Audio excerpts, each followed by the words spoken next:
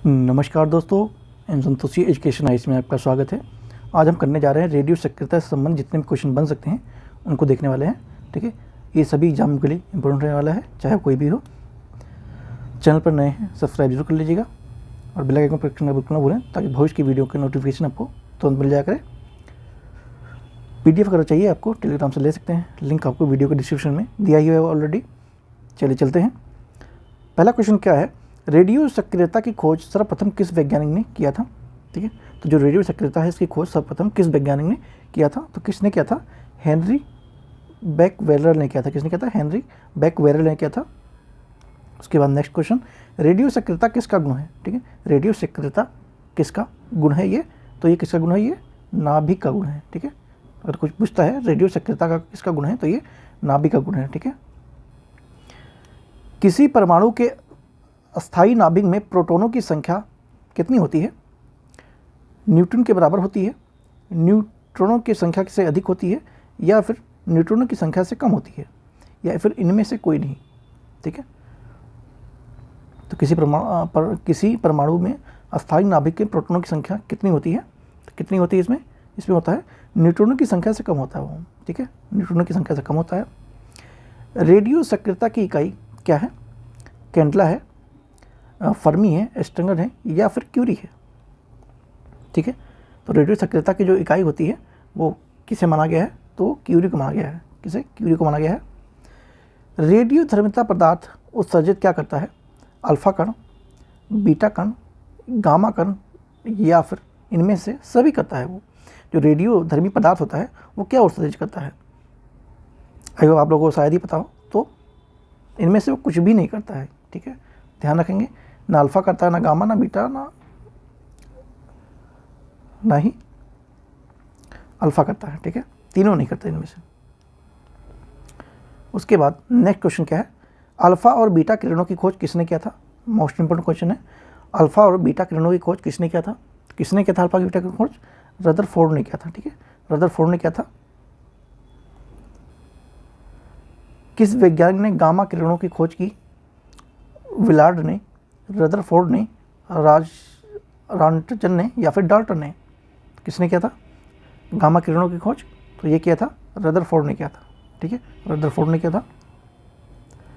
नाभिक से निकलने वाले विकिरणों में किसकी वेधन क्षमता सर्वाधिक होती है? अल्फा किरणों की होती है, बीटा किरणों की होती है, गामा किरणों की, या फिर इनमें से कोई नहीं। तो किसकी सबसे ज़्यादा वेधन क्षमता होती है कौन सी किरणों की? तो किसकी होती है? गामा किरणों की होती है। ठीक है, अल्फा किरणों पर उपस्थित आवेश क्या है? 2 इकाई धन आवेश, इकाई ऋण आवेश, इकाई धन आवेश, या फिर इनमें से कोई नहीं। ठीक है, तो अल्फा जो किरणें हैं पर उपस्थित आवेश कौन से होते हैं? तो वो कौन से होते हैं? 2 इकाई धन आवेश होते हैं। ठीक है, 2 इकाई धन आवेश होते हैं। बीटा किरणें बनी होती हैं। ठीक है, बीटा किरणें किससे बनी होती हैं? धन अवशोषित किरणों से, ऋण अवशोषित किरणों से, उदासीन कणों से, या फिर इनमें से कोई नहीं। ठीक है, ऋण अवशोषित कणों से, या फिर धन आवेशित कणों से, या फिर उदासीन कणों से। तो किससे होती है? तो ये आपका होता है ऋण आवेशित कणों से। ठीक है, बीटा किरणें किससे बनी होती हैं? ऋण अवशोषित कणों से बनी होती हैं। निम्नलिखित में से किसके उत्सर्जन से समभारिक का निर्माण होता है? अल्फा किरण से, गामा किरण से, बीटा किरण से, या फिर एक्स किरण से? तो ये किससे होता है उत्सर्जन में समभारिक जो का निर्माण किससे होता है? तो ये होता है आपका बीटा किरण से। ठीक है, बीटा किरण से होता है। गामा किरणें क्या होती हैं? उच्च ऊर्जा वाली विद्युत चुंबकीय तरंगे हैं, उच्च ऊर्जा वाले इलेक्ट्रॉन हैं, निम्न ऊर्जा वाले इलेक्ट्रॉन हैं, या फिर निम्न ऊर्जा वाले पॉजिट्रॉन हैं। ठीक है, तो ये जो गामा किरणें हैं ये मुख्यतः क्या होती हैं? तो ये होती हैं उच्च ऊर्जा वाली विद्युत चुंबकीय तरंगे होती हैं। ठीक है, निम्नलिखित में से किस किरण की आयनन क्षमता सबसे कम होती है? ठीक है, ध्यान देंगे यहाँ पे कम पूछा गया है। क्या पूछा गया है? कम पूछा गया है।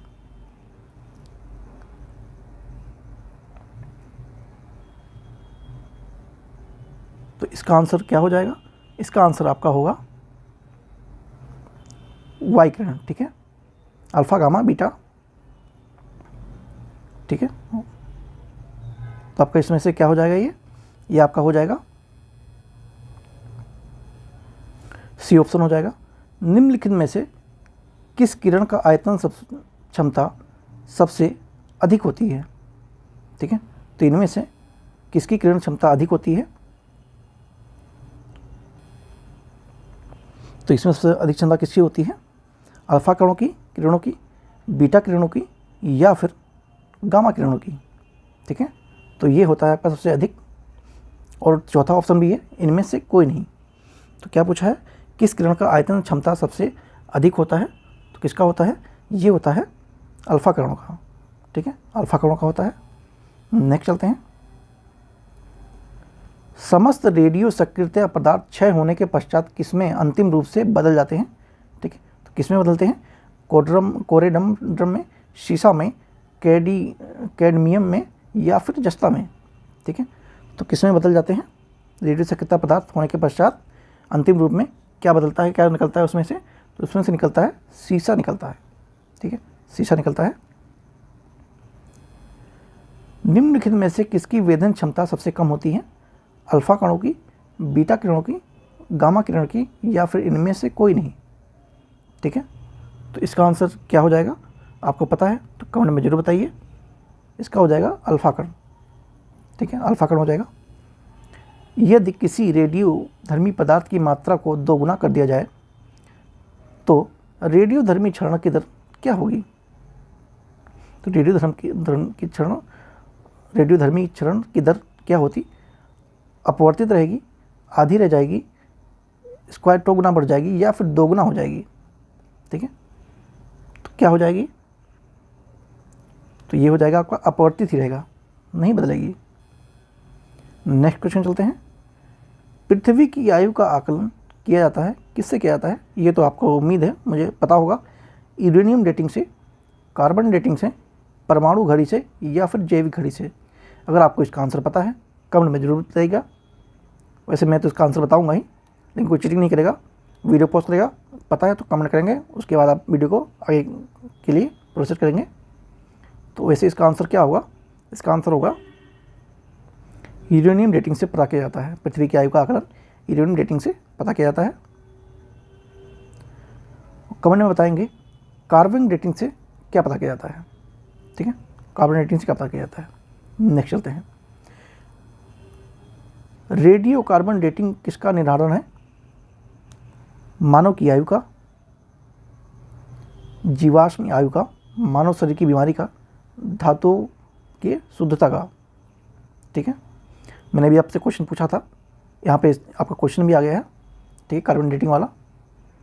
तो फिर भी आप कमेंट करेंगे, आपको पता है तो, चीटिंग कोई नहीं करेगा। ठीक है, तो इसका आंसर क्या होगा? इसका आंसर जीवाश्मों की आयु पता किया जाता है। ठीक है, आपने मूवी में देखा होगा, जो आर्कोलॉजी वाली मूवी होती है उनमें कार्बन डेटिंग की जाती है। ठीक है, ध्यान से देखेंगे तो पता लगेगा कि जीवाश्मों की आयु को पता करने के लिए किसका प्रयोग किया जाता है। कृत्रिम रेडियो सक्रियता की खोज किसने किया था? ठीक है, मैडम क्यूरी ने, अर्नेस्ट रदरफोर्ड ने, हेनरी बैक्वेरेल ने, या फिर एफ जेलिटियन व आई क्यूरी ने। ठीक है, तो किसने किया था कृत्रिम रेडियो सक्रियता की खोज? ठीक किया था एफ जेलिटियन व आई क्यूरी ने किया था। ठीक है, नेक्स्ट चलते हैं। वर्ग विस्थापन नियम का प्रतिपादन किसने किया था? ठीक है, वर्ग विस्थापन नियम का प्रतिपादन किसने किया था? साडी तथा फेजेंस ने, रदरफोर्ड तथा साडी ने, रदरफोर्ड और फेजेंस ने, रदरफोर्ड और मैडम क्यूरी ने। तो किसने किया था वर्ग विस्थापन नियम का प्रतिपादन? किसने किया था? तो ये किया था आपका रदरफोर्ड साडी ने किया था। रदरफोर्ड और साडी ने किया था। ठीक है, नेक्स्ट चलते हैं। परमाणु बम का आविष्कार किसने किया था? इंपॉर्टेंट क्वेश्चन है, इसमें काफ़ी सुर्खियों में है परमाणु को लेकर। मिडिल ईस्ट का जो क्षेत्र है, ध्यान रखेंगे, आ सकता है किसी भी क्वेश्चन में, किसी भी एग्जाम में। मैडम क्यूरी ने, पियरे क्यूरी ने, ऑटो हॉर्न ने, या फिर एल्बर्ट आइंस्टीन ने। ठीक है, तो किसने परमाणु बम का आविष्कार किया था? किया था ऑटो हॉर्न ने।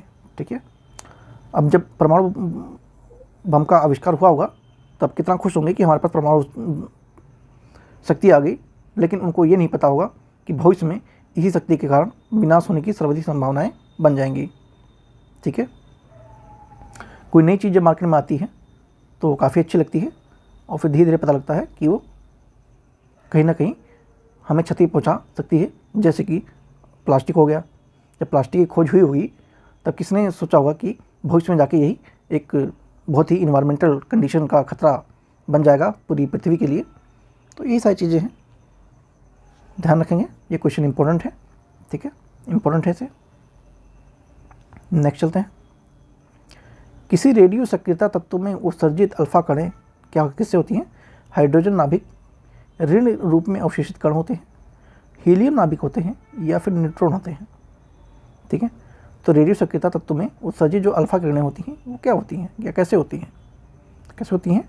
वो हीलियम नाभिक होती हैं। ठीक है, हीलियम नाभिक होती हैं। उसके बाद नेक्स्ट क्वेश्चन क्या है? एक रेडियोधर्मी तत्व जिसके भारत में बड़े भंडार पाए जाते हैं। ठीक है, रेडियोधर्मी तत्व कौन सा है जो उसके भारत में बहुत बड़े भंडार पाए जाते हैं? प्लूटोनियम, रेडियम, थेरियम, या फिर यूरेनियम। ठीक है, तो भारत में कौन सा रेडियोधर्मी पदार्थ है जिसका भारी मात्रा में भारत में पाया जाता है? तो कौन सा है? थेरियम है। ठीक है, थेरियम का भारत में पाया जाता है। तो आपका यहाँ पर ख़त्म होता है आज का ये क्लास। ठीक है, इसमें आपके 24 क्वेश्चन थे, और रही बात अगर आपको इसके आंसर की ज़रूरत हो तो यहाँ पर आपको यहाँ पर आंसर भी दिया हुआ है। ठीक है, यहाँ पे आपको आंसर भी दिया हुआ है, आप इसकी PDF ले लीजिएगा, एक बार देख लेंगे खुद से, वो ज़्यादा बेटर रहेगा।